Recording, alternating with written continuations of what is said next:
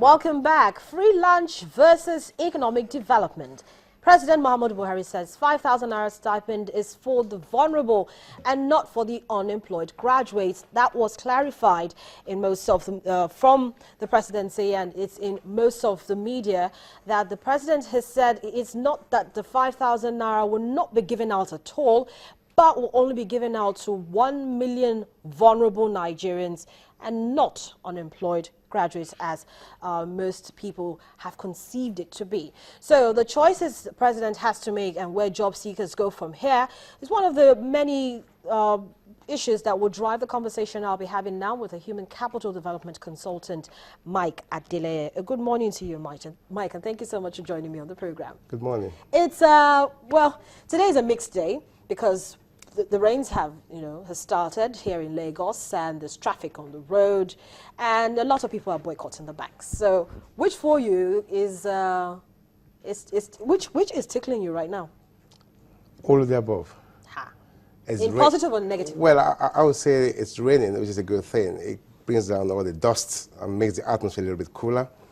But the no banking issue, I think, is a serious issue as well, where there are terrible and ridiculous charges to every individual, millions of us in the country. And we always have to remember that these charges is not just synonymous to Nigeria alone. These are bank charges. Well, maybe everybody would have their own side of the story. It depends on where it pinches you, and it depends on how well you understand what the banks are supposed to be doing. Yeah, but we have multiple charges in here. Ridiculous, multiple charges. You have charges on transfer, you have charges on payments, you have charges on checks. At the end of the month, you have COT charges, and everything just come up. And if you look at that charges, over millions of people, the banks are just ripping us off. It's as simple as that. Well, stick around, and of course you listen to the conversation I'll be having later on with Mr. Ogubanjo, and to get an understanding of where most customers just like you are coming from.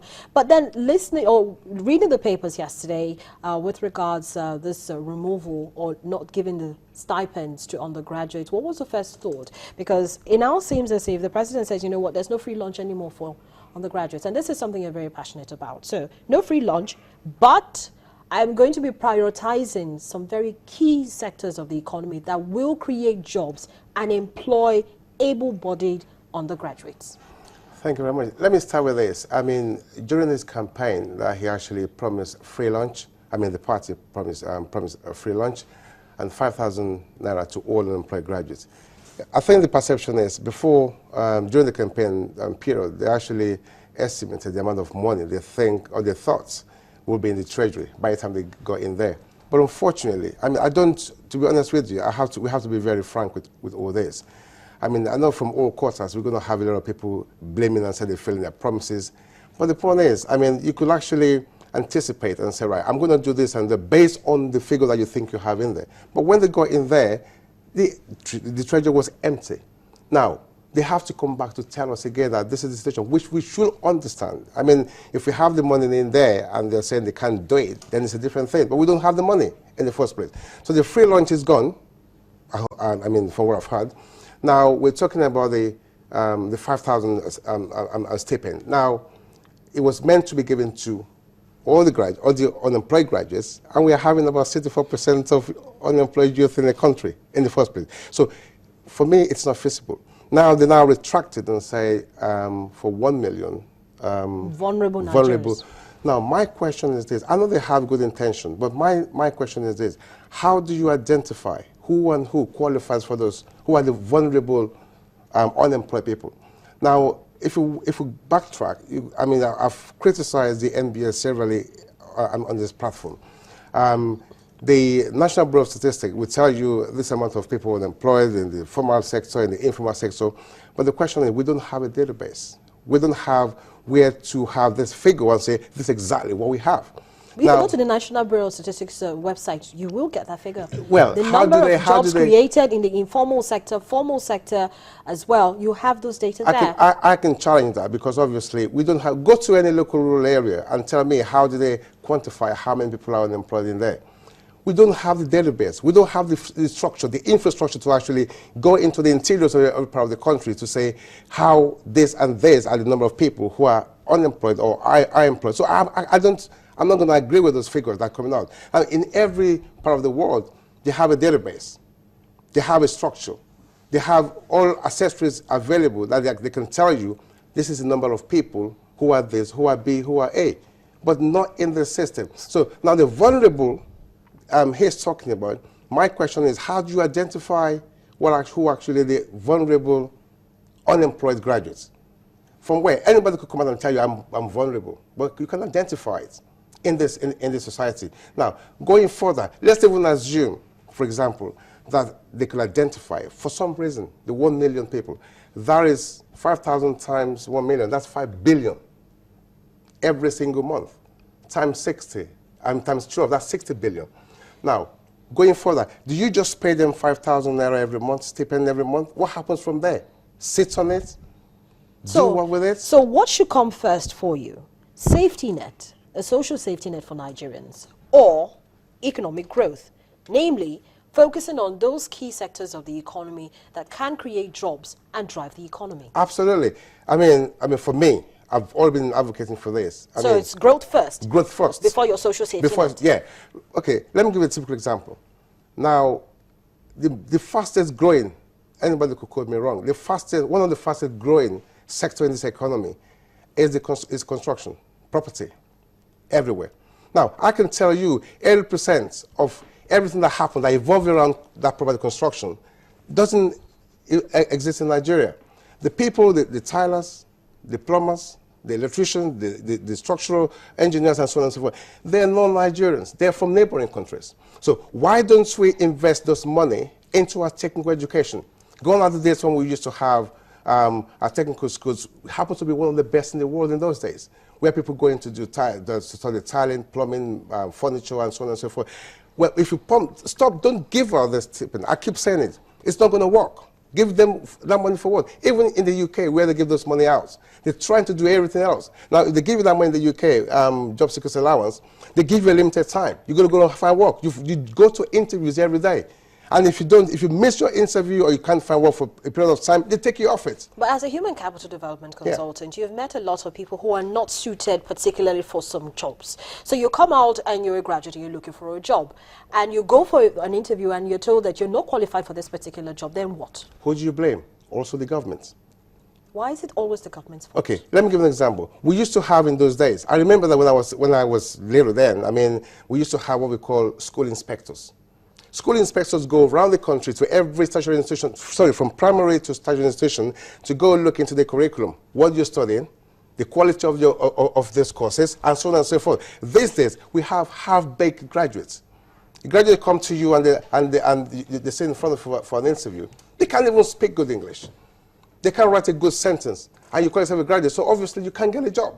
So why don't you put those money into restructure our curriculum, get inspectors out there, monitor and study, and to ensure that every private and public institution out there are actually delivering what they're supposed to deliver, not just teaching anybody anything. So right now, it seems as if the federal government cannot afford this job seekers allowance, but can provide for 1 million vulnerable Nigerians. Are there any lessons that we can learn from any country that probably has had to contend with the kind of situation we have at the moment? Because it's not just, Nigeria is not just the only country that has kind of experienced this kind of thing at this time. You see, it's the danger here is we're just we're borrowing from others, which is allowed. But you can't just go and borrow a system from somewhere else that has been stabilized, structured for years back. We're talking about decades back. We couldn't just jump on it. Who are the people who actually has done the research, the analysis, and tell the government that this is going to work? Put this money into technical education. Tell all the graduates, what did you study? I studied mechanical engineering. I'm going to give you a training. Go to XYZ training school, technical education, and study practical mechanical engineering, civil engineering, plumbing, or if you want to change your course. Now, when these guys finish, they will get a job. But giving them 5,000, to do what? My question is, to do what? It's just to appease them or to tell them because they're suffering or something? It's not going to help them. Use that money in a different way to develop, to make them to acquire extra skills so they can be viable in the economy. So what happens to those other schemes, those other initiatives that we've had in the past? You Win, the GES, and the rest of it. Okay, let me just say a few things about that. When the GIS came up, the graduate internship scheme, one of the shopping, I spoke about it here as well. Honestly, it was a fantastic scheme because it involved stakeholders, the employers, and job seekers.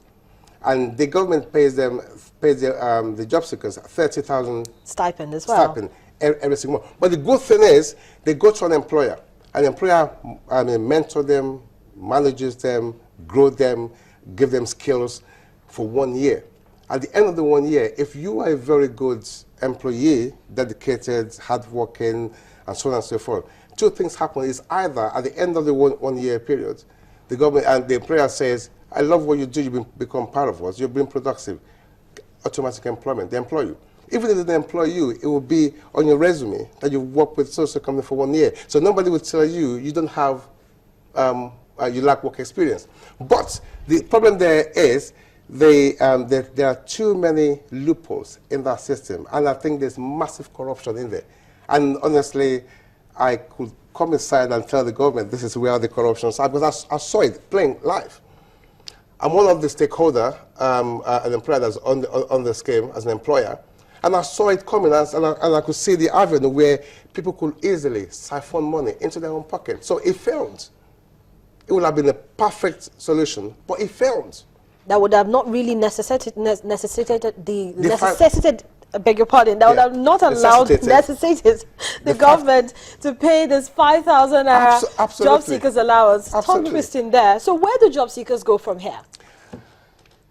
I think I will still go back to where I was talking about voluntary work scheme, where job seekers, you say, it's give and take. Let's be honest with ourselves. It's give and take. If you're not prepared to give something, you can't get anything. Now, this is a situation that all of us in this country are faced now. We have to sacrifice. Now, if all job seekers now says to themselves, but it has to involve the parent. It's not just by the government alone. The parent is going to be involved as well. You tell your kids, go and work, apply to any company of your choice, and tell them you want to work for voluntarily with them for about 3 months, 6 months, thereabouts. And now people are going to be saying, who's paying for my transport? The parent is going to get involved with us. Now, this 5,000 the government is talking about could actually play a part in there. Say, okay, we'll pay the transport. Go and do voluntary work. We'll pay you 5,000 a month for your transport and your feeding, okay, to go do voluntary work. Now, the good thing is, if you go do voluntary work with an employer, it's a cost to the employer themselves because they're going to train you, mind you, your space and everything. But the good thing is, it will equip you with the necessary skills that you need. And in most cases, you will gain employment with such an employer. Because if you're dedicated and you're productive, then of course, with an employer voluntarily, you will gain. So, I mean, it's not about government alone now. The job seekers themselves got to be willing to give something. So they should also be saying to themselves, I want to go and do voluntary work so I could gain skill, help the employer. When the employer grows, I become part of them. So it's a win-win situation. That's where we are at the moment. All right. Thank you so much, Mike, for coming on the program this morning and sharing your perspectives with us. My pleasure. Well, Business Morning continues in just a moment. I'll be joined later on by Mr. Adeolu Ogubanjo, who is the President, Consumer Rights Advancement Organization, as we talk about No Banking Day, the protest against bank charges. Join us again.